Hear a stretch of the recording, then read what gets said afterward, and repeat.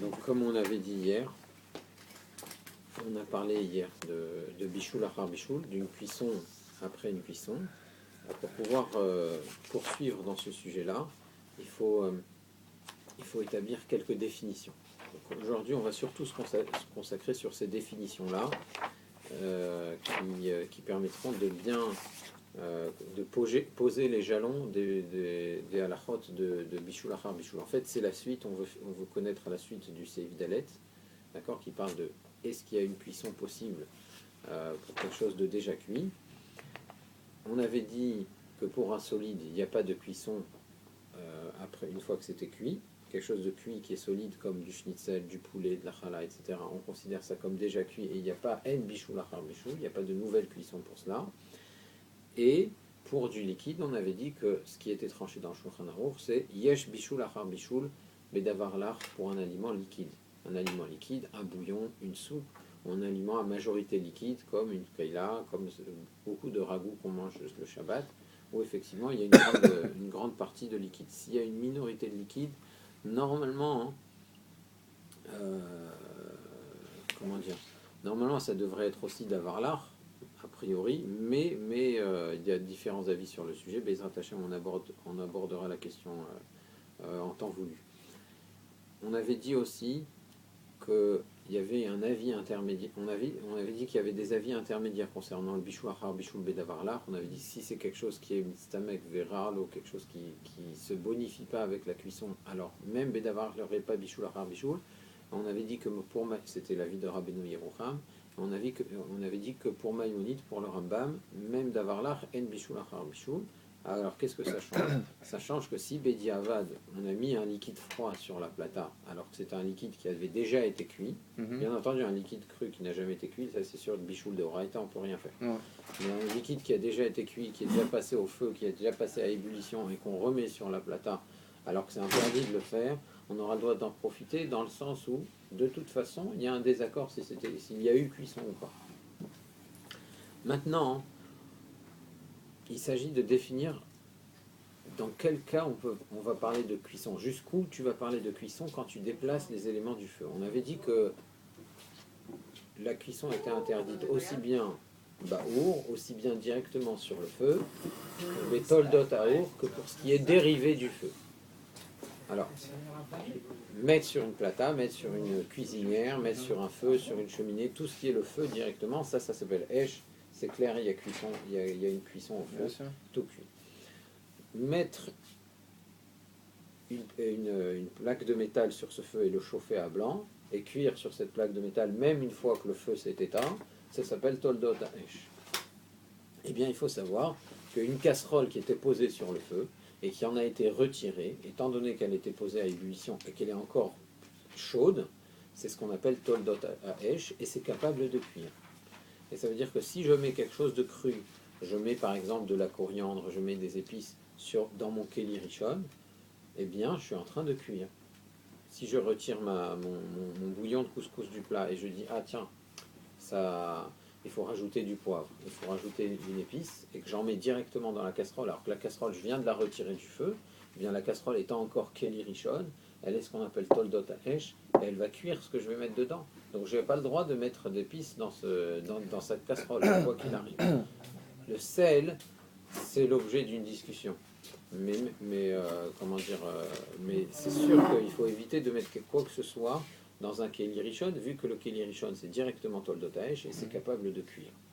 Il n'y a que certains aliments sur lesquels il y a débat si ça peut cuire ou pas. Le sel par exemple, il y a débat. La viande de bœuf, on dit que ça ne cuit pas dans le keli rishon, mais le problème c'est le jus de la viande, parce que la viande, tu ne la mets jamais toute seule, il y a toujours de l'humidité dessus, et cette humidité-là, elle va cuire dans le keli rishon. Donc je peux, en gros, je peux rien mettre dans un keli rishon. Éventuellement du sel, mais rien dans un keli rishon normalement. Donc le keli rishon, c'est le keli qui est qu'on a retiré du feu, mais qui était posé sur le feu, ses parois sont chaudes, etc. Bien. Une fois que maintenant j'ai ma soupière, on va dire j'ai ma casserole de soupe, je vais déverser ma soupe dans la soupière. Est-ce que je peux mettre des épices sur le fond de la soupière et verser ma soupe par-dessus? c'est ce qu'on appelle Aérui Keli Rishon. C'est ce que je verse du Keli Rishon. Ce que je verse du Keli Rishon, est-ce que c'est Mevachel, est-ce que c'est capable de cuire? Eh bien, c'est l'objet d'un débat. C'est l'objet d'un débat. Alors, Rav Shmuel Bar Meir, Rabbeinu Shmuel Bar Meir, c'était le petit-fils de Rashi, lui, il pense que Aérui Keli Rishon ne cuit pas. Aérui Keli Rishon ne cuit pas, c'est seulement le Keli Rishon qui cuit. Une fois que c'est sorti du Keli Rishon, ça s'appelle plus Toldot Ha'esh, et même si l'eau est bouillante, même si le bouillon est comment dire, est à plus de 45 degrés, ça s'appelle pas que ça cuit. Ça cuit pas. Ça va opérer aucun changement, même si je le verse sur un aliment qui est parfaitement cru et qui peut cuire facilement. Aérui Keli Rishon, ça cuit pas. Pour lui, tu peux mettre les épices au fond de... Je pourrais mettre des épices au fond de la soupière et verser la soupe que j'ai retirée du feu dessus. Maintenant, la halakha n'est pas tranchée comme cela, parce que, encore une fois, dans les halakhot de Shabbat, surtout quand on arrive à une question de bichoul mideoraita, est-ce que c'est un bichoul de la Torah ou pas? Est-ce que c'est une cuisson mideoraita? Dans ces questions-là, on tranche souvent comme l'avis le plus strict, et l'avis le plus strict, c'est celui de Rabbeinu Tam. Rabbeinu Tam, Rabbeinu Yaakov Tam, qui est aussi un des descendants de Rashi, d'accord, un très célèbre Baal Tosfot. Lui, il dit que Aérui Kerishon, c'est Mevachel, ça cuit ce qu'on appelle Kedeklipa. Ça cuit la partie supérieure de l'aliment sur lequel je verse l'eau bouillante ou le bouillon brûlant. Donc, par exemple, si j'ai ma bouilloire qui est remplie d'eau bouillante et que je verse directement cette bouilloire sur des feuilles de thé, et bien là je vais cuire, je vais être Mevachel Midoraita, la partie supérieure, la partie superficielle de mes feuilles de thé. Et donc c'est Bishul Midoraita. C'est Bishul Midoraita d'après Rabbeinu Tam, et c'est comme ça que tranche le Shulchan Aruch. Donc jusque-là c'est Aérui Keli Rishon. Le Aérui Keli Rishon, on a dit, il est capable de cuire la partie superficielle de n'importe quel aliment. Ça veut dire que je le verse sur des feuilles de thé ou sur une pomme de terre, ça ne changera rien. La pomme de terre, ça sera la partie supérieure de la pomme de terre, la clipa, qui va cuire à cause de l'eau bouillante que j'aurai versée dessus.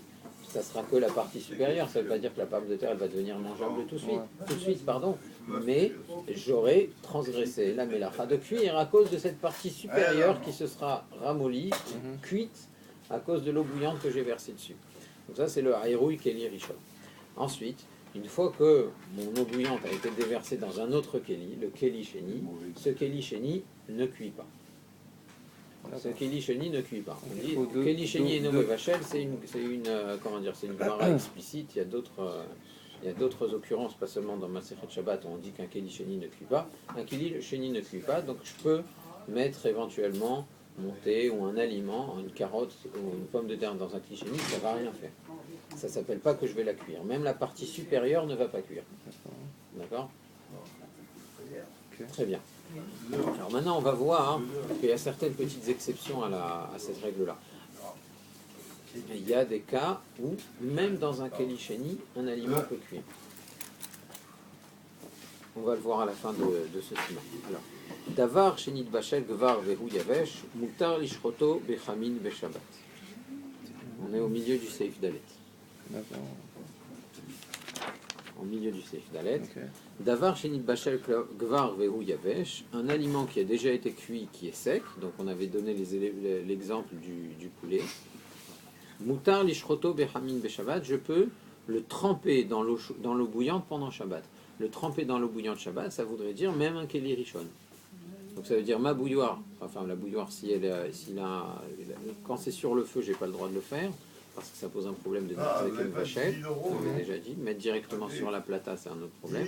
Mais par contre, si j'ai retiré mon bouillon de couscous, par exemple, du feu, je l'ai retiré de la plata, et que j'ai un morceau de viande cuite que j'ai envie de rajouter au bouillon, je peux le faire. La viande cuite, c'est Davar Yavesh, c'est déjà Mevouchal. Mettons, j'ai retiré des morceaux de viande de mon couscous avant Shabbat, et là j'ai de la viande froide dans le frigo, j'ai envie de rajouter cette viande dans mon bouillon pendant Shabbat. Étant donné que la viande est déjà cuite, j'ai le droit de la rajouter dans le bouillon. D'accord ? Puisque c'est déjà cuit, Mutar Lishroto Bechamin Beshabbat.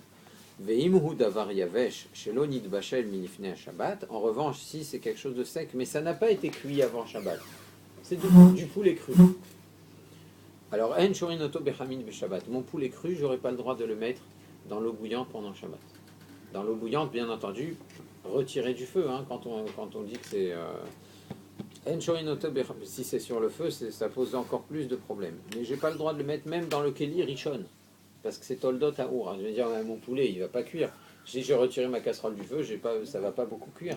Mais ça pourra cuire de façon au moins partielle. Et ça s'appelle bichoul pendant Shabbat. Donc je peux pas mettre un petit morceau de viande ou un petit morceau de poulet dans mon bouillon, même si j'ai retiré mon bouillon du feu. C'est ce qu'on appelle cuire avec Toldot Haesh. Okay.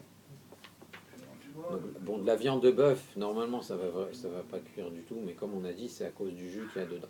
Mais du poulet, ça peut cuire un petit peu. Ça peut cuire un petit peu, si c'est des petits fils de poulet comme ça, à mon avis, même dans de l'eau bouillante qui a été retirée du feu, en attendant un petit peu, ça peut cuire au moins de façon partielle.